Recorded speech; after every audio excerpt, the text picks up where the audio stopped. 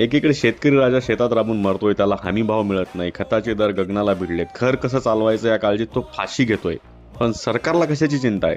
सरकारला चिंता आहे की त्यांच्या विरोधात कोणी व्हिडिओज बनवले, त्यांच्या चुका दाखवल्या, त्यांना आरसा दाखवला तर ते लगेच त्यांचे अकाउंट्स ब्लॉक करत आहेत. तुम्हाला जनतेच्या घामाची किंमत नाही, पण तुमच्यावर केलेल्या मीम्सची खूप भीती आहे. बेरोजगार तरुण रस्त्यावर फिरतोय, पदव्या हातात घेऊन लाठ्या खातोय, तिथे लक्ष द्यायला यांना वेळ नाही. पण सोशल मीडियावर कोण सत्य बोललं की यांची यंत्रणा लगेच जागी होते.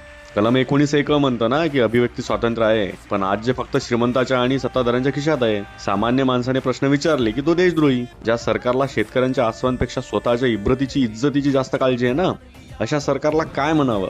तुम्हीच सांगा की हे तुमचं अभिव्यक्ती स्वातंत्र्य आहे की सरळ सरळ हुकुमशाही? भारत देशामध्ये बाकी कितीतरी इम्पॉर्टंट गोष्टी आहेत की जिथे सरकारने लक्ष घालायला पाहिजे. इंस्टाग्रामवरती नंगा नाच सुरू आहे, न्यूडिटी एवढी वाढली आहे की काय बोलावं आता. पण तिथे यांना लक्ष द्यायला वेळ नाहीये. यांच्या विरोधात किंवा यांना कोणी आरसा दाखवला तर लगेच यांची हुकुमशाही सुरू होणार.